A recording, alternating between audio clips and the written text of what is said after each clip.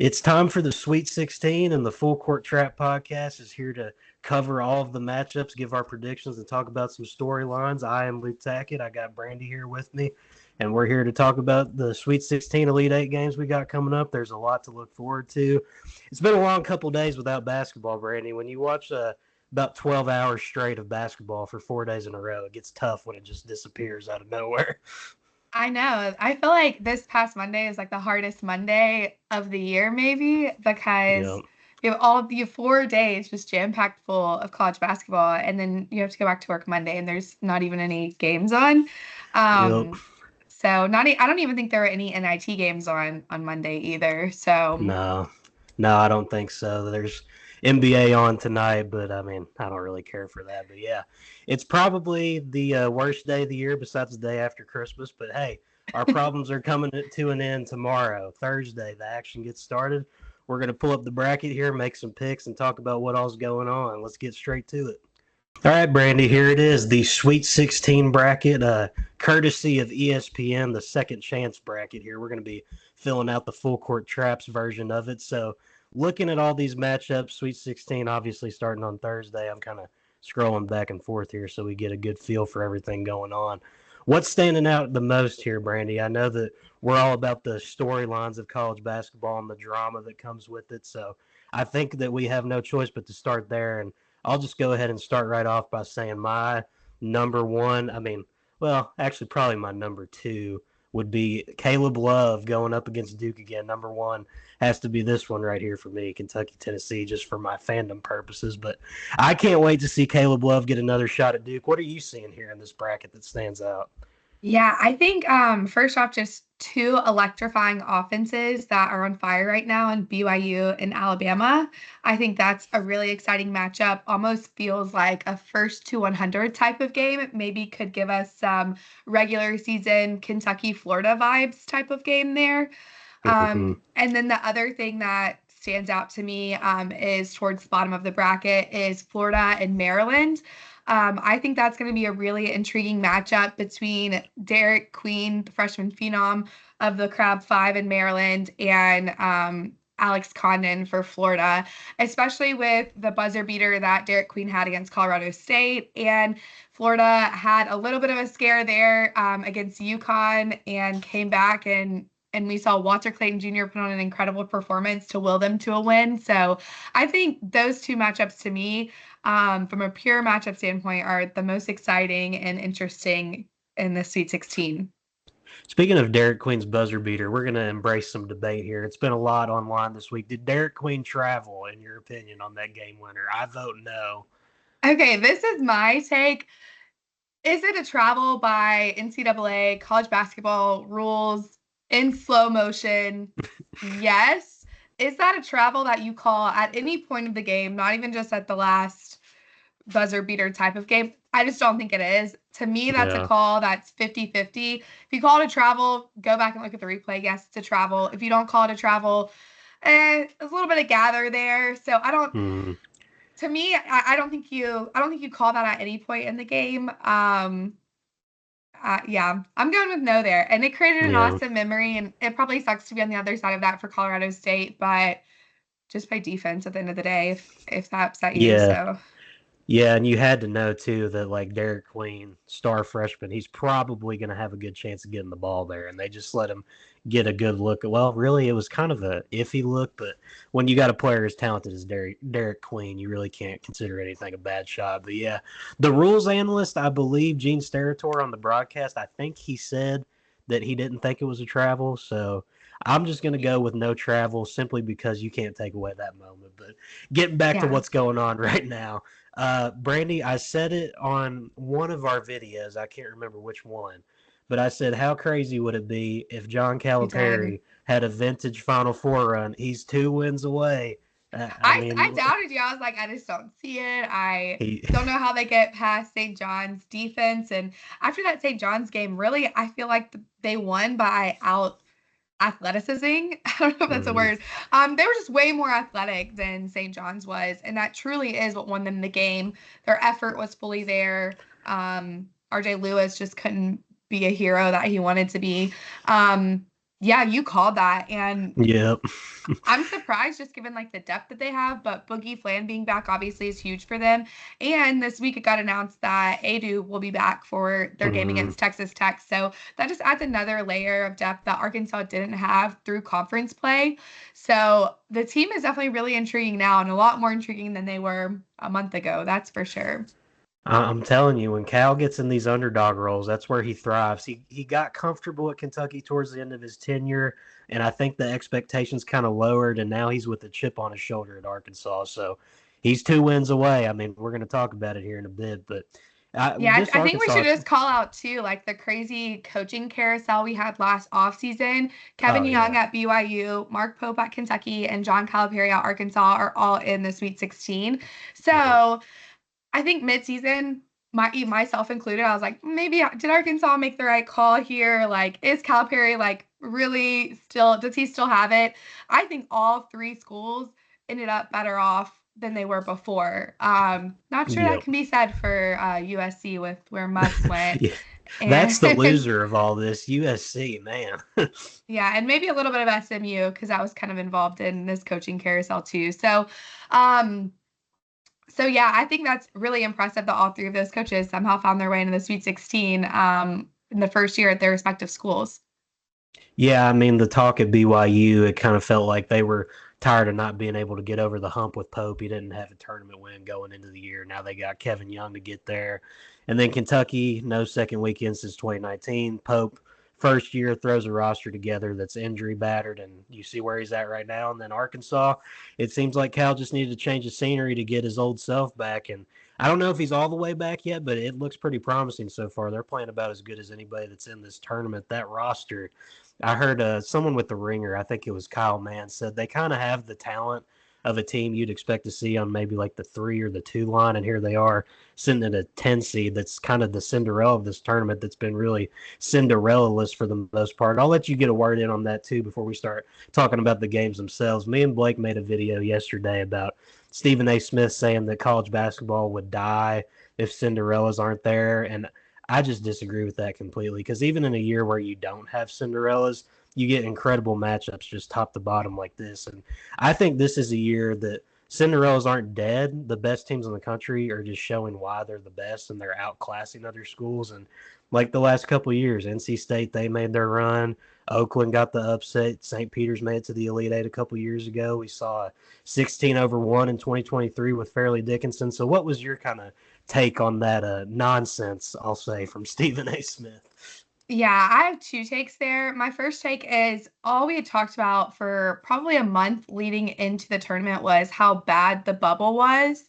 Mm-hmm. And we didn't see any bid stealers this year, which allowed for more powerful conference teams that maybe weren't as deserving as, say, the second best team in the Big West or another really great team in the Mountain West Conference or potentially another A10 team. And so there weren't really any bid stealers besides one this year, which actually made it to the round of 32. And so I think that kind of played a part a little bit in this. And all season we've just seen like the best teams really dominate in their conferences throughout the year anyways.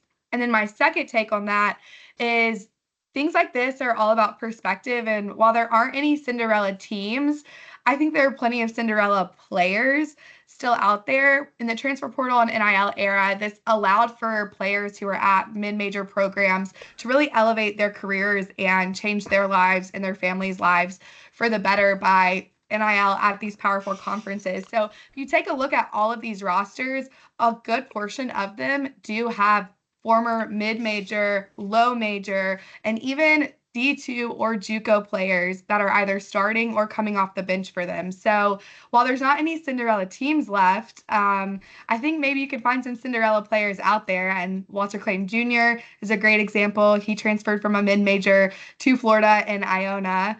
And then a ton of other guys out there too. I'll go on about this forever. Maybe I'll put a thread out there Yeah. on Twitter of all the mid-major players that are at Power Four conferences that are playing the Sweet 16. So I think it's all about perspective. And while there's not a Cinderella team, there are certainly some Cinderella players to cheer for out there. Yeah, I'm sure you saw that graphic too. Like a lot of these rosters, their starting fives consist, like you said, of the mid majors, the low majors, and then Purdue's the one school that like retained everyone. Their whole starting five came from within their program, so that's kind of astonishing to see. But that's the era we're in. I don't think Cinderellas are dead by any means. I think we'll get back to that next year, but this is a great year for teams at the top of the food chain, and that's why we've seen a lot of chalk so far. But let's not waste any more time and get straight into these picks. I'll circle back up here to the top, and we'll start with the South. Your Auburn Tigers. They're in what I would say, I mean, we were both talking about this before we turned on the recording. A somewhat tricky matchup there. You've got the battle of the big men with Janai Broom going up against Vlad Golden, Dylan Cardwell, and Danny Wolf. All kinds of action going on there. Trey Donaldson going up against his former school after a disappointing end last March Madness when the Yale game, he missed those free throws towards the end that kind of sealed the deal for that upset. I'm sure you're very nervous at all. Maybe you're confident about Auburn taking care of business against Michigan here. I personally think Auburn gets it done, but I'll let you have the floor. Yeah, I always struggle sometimes in picking games that Auburn's involved in. I don't want to be too biased. Then I don't want to overcorrect myself and be too anti-biased. I think this is a decent matchup for Auburn. Obviously, the front court is going to be the trickiest part, but Golden really does sit and drop coverage, and that's how we kind of were able to come away with the win against Creighton, is allowing Todd Pettiford, Denver Jones, and Chad Baker-Mazara to really take advantage of their bigs playing in drop coverage, and that's exactly what Michigan does, especially Golden. So if our guards are able to exploit that and exploit it early, then I think Auburn has a really great shot of winning this game. A little concerned about it becoming a close matchup because Michigan is 13-4, something like that, in games decided by 7 points or less on the season. So that's a little bit concerning.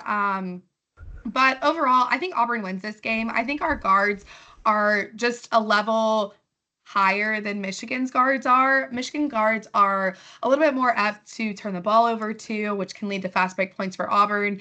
And I think outside of the front court, where it's had lengthier in our guard room than Michigan is too. So I got to go with my Tigers here. On top of that, they'll be playing in Atlanta, and that's only an hour and a half at max from Auburn's campus. And Auburn fans have been buying tickets for months, expecting this team to be here. So I'm expecting a really strong crowd there for Auburn too, which could play a part. Yeah, one thing I love to see for Auburn too in those first and second rounds, I mentioned it when we were talking about what they needed to do to get off that losing skid they entered the tournament in. Tahad Pettiford, I said that his struggles in the SEC tournament, that kind of led to a little bit of their downfall where you lost that kind of dynamic scoring option. And man, did he reemerge against Creighton with that 23-6-3 game. He was phenomenal on both ends of the court. And I think that the big matchup is really what will determine whether this game's close or not. If Auburn gets control of that, Janai does what he does, and Dylan Cardwell can be serviceable on the defensive end, then I think that Auburn could potentially cruise in this spot. But if Michigan can put up some resistance on that end, then it's really going to come down to the guards, and I still favor Auburn in that case. So I feel like this is a game that may be like a 6 or 8 point win for Auburn, where they never really pull away, but it's kind of a close game, if you get what I'm saying. But that's just the read that I get on this one. I think Auburn wins. I picked Auburn to the Final Four. I'm not going to back off of it now. And this was the matchup that I picked in my bracket, too. So I'm Me standing by too. my take on that one. Yeah. And then Ole Miss, too. I picked this Sweet 16 run. I've been on a roll with my For brackets this year. you. I'm at a 98% on ESPN Tournament Challenge, but having a record year for myself. But the Rebels, they are back in the Sweet 16 for, I believe, is it the second time in program history, if I'm Yeah, remembering second correctly? second time in program history and first time Mm-hmm. since 2001. Yep, and they're taking on Tom Izzo, who's looking to find his way back into the Final Four for the first time since 2019 when he lost that one against Chris Beard and Texas Tech. So there's a narrative right there, Brandy, that we didn't mention. This is a little bit of a coach redemption arc here for Mr. Izzo. Yeah, absolutely. This is a really intriguing matchup to me because Ole Miss kind of seems like they're on fire right now on the offensive front. But Michigan State can really, I think, exploit some of the defensive switches that Ole Miss is kind of ingrained into their culture. Here, I feel like Akins has been really good. Jay's had a kind of poor game against New Mexico, and I don't really expect him to have another offensive game like that. Honestly, like I think it's gonna be a really fun coaching clash. Like you had mentioned, like a little bit of a redemption Mhm. arc here. Izzo to me is one of the greatest coaches in college basketball. And Chris Beard is a very good coach as well. I just wonder if Ole Miss has the depth to match Michigan State. And I do think Michigan State's the weakest 2 seed left. And they do have a little bit of concerns for me. I'm not very high on like Kohler's play. So I'll be interested to see how Cohen Carr plays inside because Ole Miss has some strong interior presence that isn't really talked about a lot. And we saw how well Malik Dia played against Iowa State, which was huge for propelling them forward, especially being able to extend a shot and get some threes down. So um, I think for this one, I think I'm gonna go Ole Miss. Who Oh, who do you oh, like here? this is so tough because I nailed the Ole Miss Sweet 16 pick. I didn't think that they would be playing as good as they are right now, and I kind of see your vision there on Michigan State being a little bit of the weaker 2 seeds remaining. Yeah, this is such a tricky spot here. Gosh, I went with Michigan State in the original bracket, so I'm gonna have to stick with Michigan State here. I think they've got just enough to overcome the hot streak of Ole Miss. But if you want to push Ole Miss on into the Elite Eight, I'm perfectly fine with that because I do think this is going to be a very, very tight affair. Honestly, no, I'm good with not. Michigan State has a Okay. top 5 defense in the country, and if anybody is able to stop a red hot fire offense, it would be a defense like Michigan State's. So we'll see. I think it's gonna come down to the glass for this game, like who rebounds the best. And does Ole Miss give up a ton of open threes? Because that really is like their downfall is how they switch on defense and just letting teams get those open looks is never good. Yeah. Well, we'll keep it with the South region. We'll go through this region by region, mainly the Sweet 16 preview because those are the matchups that we know of. But while we're here, we'll have fun and go through the whole thing. So, Elite Eight, the full court trap, second chance bracket, we got Auburn and Michigan State. The first time around, Brandy, we had this matchup and we picked Auburn in the Final Four. I'm going to stick with that take. I'm not going to go super in depth on it since we kind of already covered it in the first video. But are you riding with Auburn here, knowing everything that we know after the first weekend sample size we've been given of these two squads? Yeah, I think this is a game where Auburn's guards would really have to step up to get the win. And um, yeah, I like Auburn Yeah. in this matchup. I All mean right. Auburn has a lot more athleticism than Michigan State, and I think that's what it would come down to. All right. Auburn through to the Final Four. Nothing new yet from our first bracket. We'll move on down here to the West region. Florida and Maryland. I really think this is going to be kind of a favorable matchup for Florida almost. Maybe I'm wrong in that assumption. I just feel like Florida, they kind of had their one bad game against UConn last weekend because that first maybe like 3/4 of the game, they did not look like themselves. But then Walter Clayton turned it on down the stretch. Elijah Martin made some big plays to save the game down the stretch. And I think that this team is probably going to be okay from here on out. I don't envision them putting together another poor performance like that. So I think this may be a little bit of a get right spot because if you're Todd Golden, you got to look at last weekend and think that you were probably better than what you showcased there. So I'm going with Florida in this matchup. I like the Florida guards, like I've said all year. Elijah Martin, Will Richard, Walter Clayton. I'm taking them over anybody in the country. I'm sorry, Derek Queen. I don't think that you're going to have enough help here to take down the Gators. But what about you, Brandy? Yeah, I'm going with Florida in this one too. I just think that Maryland came back and won that game against Colorado State because their defense really turned it up down the stretch of the game. And I don't know who is going to be able to stop Walter Clayton Jr., honestly. Yeah, Like when he's on, he's on. And also the last game, Alex Condon like has not been playing that great of basketball lately. And I feel like this is really a game where he's going to take it serious because of his matchup with Derek Queen. And it feels like a game where he can really turn it up and kind of utilize the like really great lift we've seen from him all season in the paint. And it just feels like Maryland's just not gonna have the offense to kind of keep yeah. pace with Florida, and Florida still has a pretty decent defense. And yeah, who's gonna stop Walter Clayton Jr. and Will Richard? I don't know. Yeah, Not this team, in my no. opinion. Yeah, that's what I'm kind of getting at here when I say it's a favorable matchup. I just don't know who's going to be able to check those guys for them. I really think if Florida loses this game, it's going to be on them losing it for themselves, like another cold shooting night, maybe just a lack of being able to get offense. But with this team and how many weapons they have, if one guy's having an off night, you like a Walter Clayton, you can turn to a Will Richard to get it going. You can turn to Elijah Martin, and then in the paint, when Alex Condon's got it going, he's a force. So I just think there's too many weapons here in this matchup for Maryland. And with the stuff going on with Maryland's coach at the moment, you think that adds a little bit of a distraction for this game, Brandie?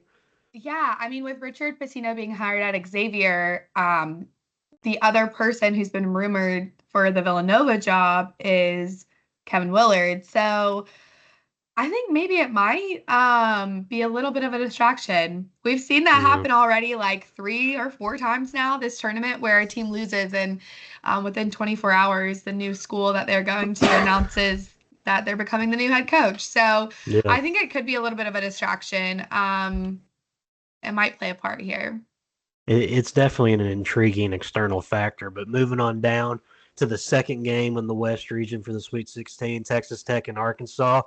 Arkansas, I think they might be the second hottest team in this tournament right now behind BYU, Brandy. They've looked really impressive in those first two matchups. It's a totally different team than what we saw at the beginning of conference play, but Texas Tech, that's probably going to be. I don't know if it's their strongest test because St. John's was obviously a very tough opponent, but I do kind of like Texas Tech's offense more so than I like the St. John's offense. So in ways, I want to say that Texas Tech might be the toughest matchup they face yet. I don't know if you agree with me on that line of thinking, but this is definitely going to be a very interesting battle to see if John Calipari can get to a spot where he's going to be one win away from a Final Four. And I will note that of all the remaining coaches in the tournament, Cal, he does have the best record in the Sweet 16 of them all. Yeah, I honestly think this is going to be a game of are the shots going to fall for Texas Tech because in the last 10 games, they've taken a ton of 3-point shots. Mm-hmm. They're clipping like a 50% 3-point attempt rate, actually even higher than that in the last 10 games. But they're also making them too. They're sitting around just under 35% in the last 10 games on like high attempts, which is really impressive. And Arkansas on the other side of the coin in the last 10 games is only attempting around 36% threes, and they're only making like less than 30. Set Mm-hmm. 30%. So to me, like if Texas Tech keeps shooting the ball the way that they have been the last 10 games and doing it at a high clip, that would be kind of concerning for me because the way that Arkansas is going to be able to win this game is by getting boards, by feeding their big men inside, like Trevin Brazil. I feel like he played a huge part in that game against St. John's. I think I got to go with Texas Tech here. I think JT Toppin's gonna be the best player on the floor, and I think Adu is gonna be good when he comes because he is coming back for this game, but I don't know, with Boogie back into the mix now and Adu coming back in, like how does everybody mesh together when they haven't been for a while? And obviously that didn't impact Boogie's play or their run to the Sweet 16, but I almost just feel like the juice might just be like running out for this Yeah. team.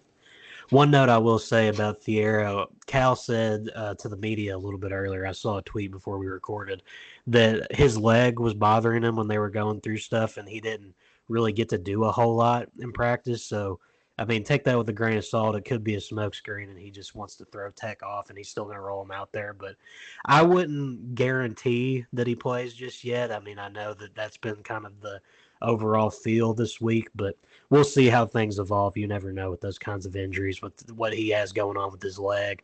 But I'm going to go Texas Tech. But, I mean, you got to be careful here if you're Texas Tech. Cal with a chip on his shoulder, like I said, that's a dangerous spot to be in. It's going to take their best game. They're going to have to knock down shots because I do think that Arkansas is a lot more of an athletic team than Texas Tech is. And if you're not hitting your shots, Arkansas is going to be able to beat you with just having guys that can go get a bucket, get to the rim, and just kind of out physical, out athleticize you. And it's an intriguing spot here, very intriguing. I think that Texas Tech's offense provides more of a challenge than St. John's did, especially when you take into account what St. John's looked like in that matchup. So give me the Red Raiders here. I think they go into that matchup against Florida 1 win away from a Final Four, trying to get back there for the first time since Chris Beard was their coach, like I said up there when we were talking about Ole Miss. So who do we have in this one? I think, if I remember correctly, this might be the matchup we had in our initial bracket, or we may have had St. John's here.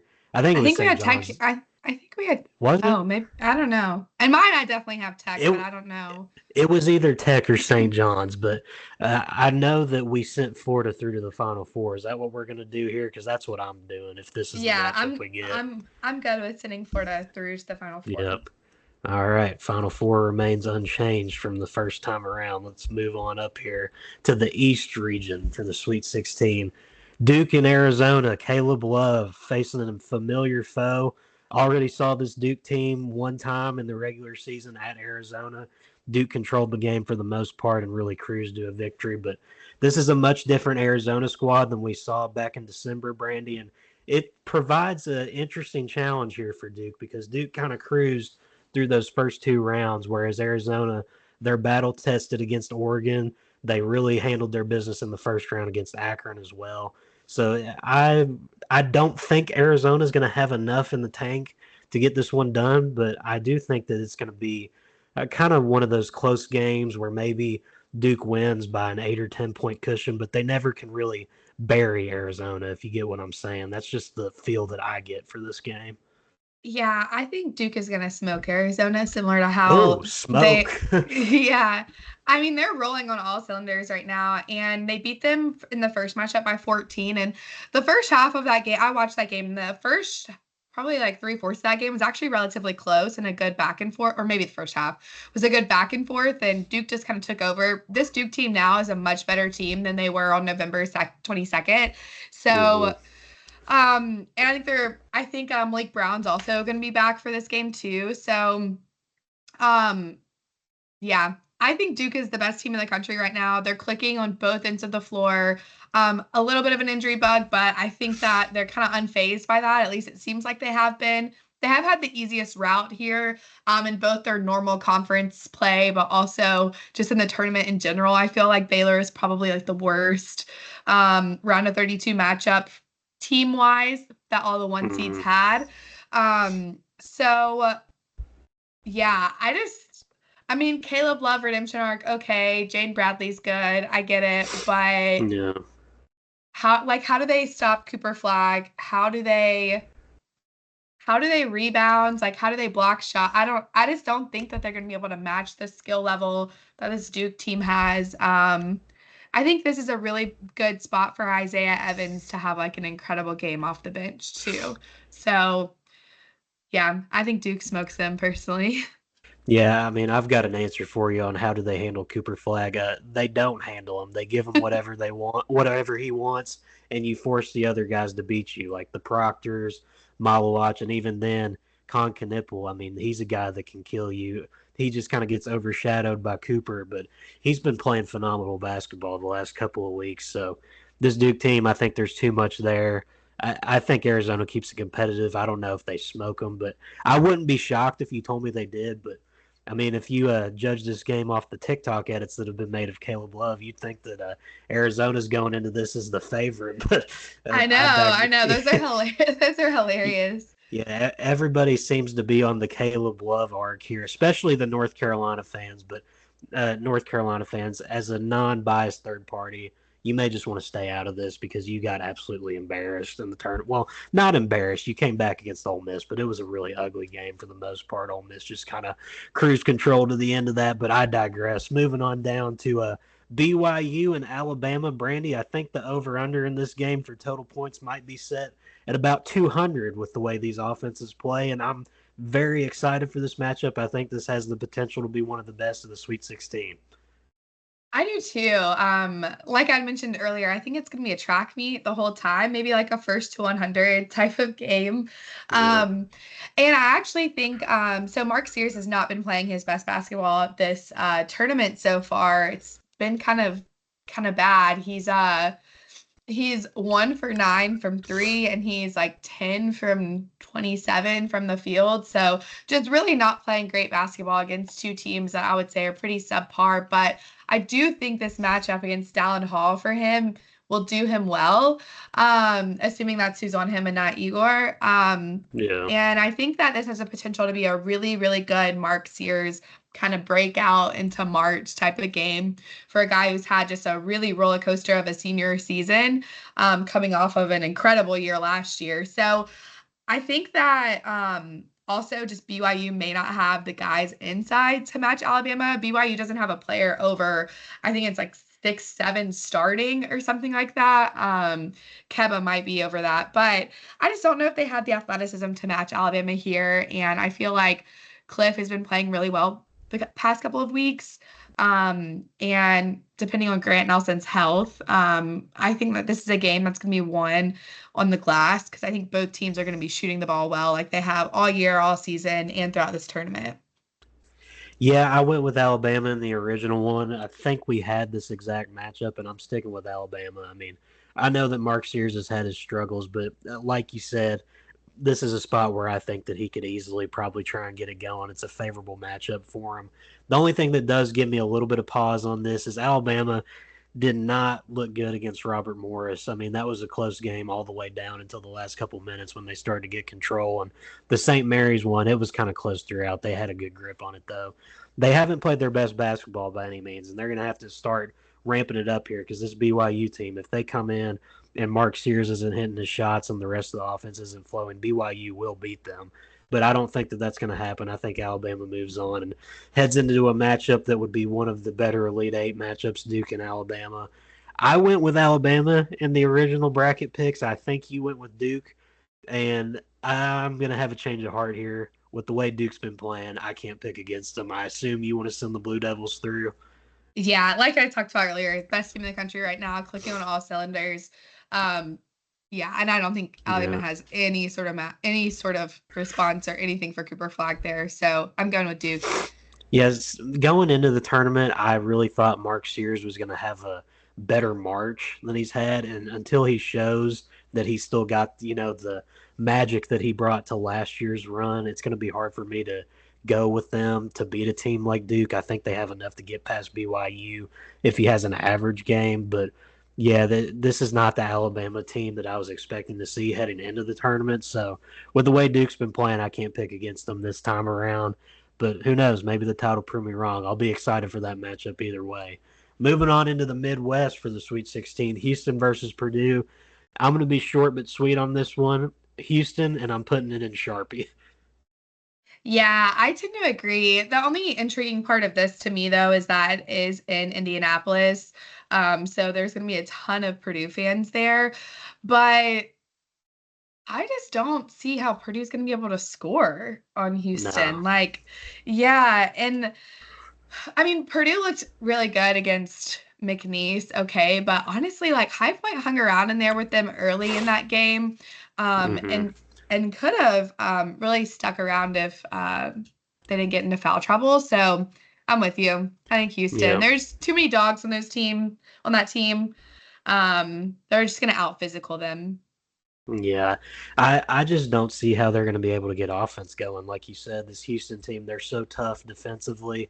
It's just really hard to see where Purdue's going to get buckets from. I think Braden Smith would have to have a great game, and TKR is going to have to get stuff going in the paint and win that matchup against Jawan Roberts, which I think that he's capable of, but just everybody around him. Is Fletcher Lawyer going to step up in a big spot and do this to give some relief to Braden Smith? I just can't bet on it. And with as good as Houston's been playing, I'm just going to go ahead and send them on through. I picked them to the Final Four in my first bracket. I'm probably going to be sticking with it here. We'll talk about it once we get to it. But Kentucky, Tennessee, round three. My Cats are finally back in the Sweet 16. It took long enough. It was a long 5 years, but they're back in the spotlight here at Lucas Oil Stadium, going up against a familiar foe, one that they beat twice in the regular season. And Brandie, I'm just going to be honest here. I think Kentucky, this is one of those matchups where they just match up good against Tennessee. And I'll get into my pick after you do because I want to hear your thoughts on this game as a non-biased supporter. But the way I see it, I just think that Kentucky's got a good matchup here against a team they've already shown that they can beat even without the Jackson Robinsons, who didn't play in the second meeting, and Lamont Butler didn't play in the first, and they got it done too. So injuries, I don't know if they really matter as much as some people might think in this game. But what do you think about the Cats versus the Vols round 3? This is really interesting to me because I think Tennessee's playing really good basketball right now. I thought they had a great game against UCLA and against Wofford too, and really in the SEC tournament until they saw Florida. So I don't know because this one I didn't even think Kentucky would be here. I was a little bit of a doubter there. You were a doubter. You didn't have hope and Yeah, pope. I know. But Chaz Lanier is clicking, and I feel like Mhm. that's the player that really elevates Tennessee right now. And I just don't know if that's sustainable. His last 2 games have been really great, but he Oh, didn't he have a was great phenomenal in the first 2 rounds. Yeah. yeah, but he didn't have a great game against Florida, and he didn't have a great game against Auburn, even though they still beat Auburn in the SEC tournament. And if you just look at how he's performed throughout the season, that's kind of like the name of his game. Like he has these really great performances, and then other times like he finds a matchup and just like isn't it just isn't one where he's able to create enough offense. And that to me is really what powers Tennessee through. Um, Kentucky is 2-0 against Tennessee this season, right? Yep. I think Kentucky gets it done. I know everybody Mhm. says it's hard to beat a team 3 times. No, it's not. No, the Auburn did it data against Ole literally Miss. shows that's false. People like look it up. It is literally incorrect. But sorry, didn't mean to butt you in there. Auburn literally beat Ole Miss 3 times this season, and we have a possibility of matching up with them for a 4th time. This is a bad matchup, in my opinion, for Tennessee because Tennessee cannot just play the bully ball that they play against other really good defensive teams. They have to play Kentucky the way that they play Florida or the way that they play Alabama because of the tempo that those teams run at. And to me, that's where the bad matchups come in for Tennessee. Not against a Mhm. UCLA, who also kind of plays a little bit of bully ball too, or against an Auburn, who plays a little bit of bully ball. So to me, like when they're matching up against those really electric and high powered offenses, I'm not just talking about an efficient offense like Auburn, but ones who run at a high tempo, high clip threes, like that's just not a good matchup for Tennessee. And I think that Kentucky wins this. Plus, I do think that Kentucky's going to have more fans there given the proximity to Kentucky. So I like the Wildcats to advance to the Elite Eight.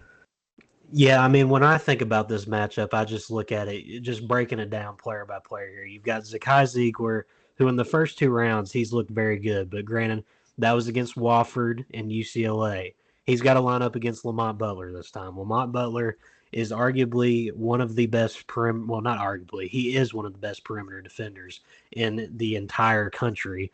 Then you've got a guy like Chaz, who he's been an electric scorer in the first 2 games, but you got to keep in mind the competition level here. And he's had some of his worst outings against Kentucky. I don't know what it is, but he hasn't really had his best moments against us for whatever reason. Then Jemai Meshack, that's kind of a guy.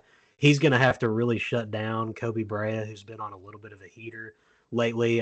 That's going to be an important matchup there, Jemai. He's also a very, very talented defensive player. And another guy who has been underrated against Tennessee for Kentucky in the regular season, Amari Williams. He's gotten the better of Felix Okpara most times in the 2 matchups. And Andrew Carr, he's completely healthy this time around, and he was playing a little bit kind of injury riddled the first couple times against Tennessee, going up against Igor.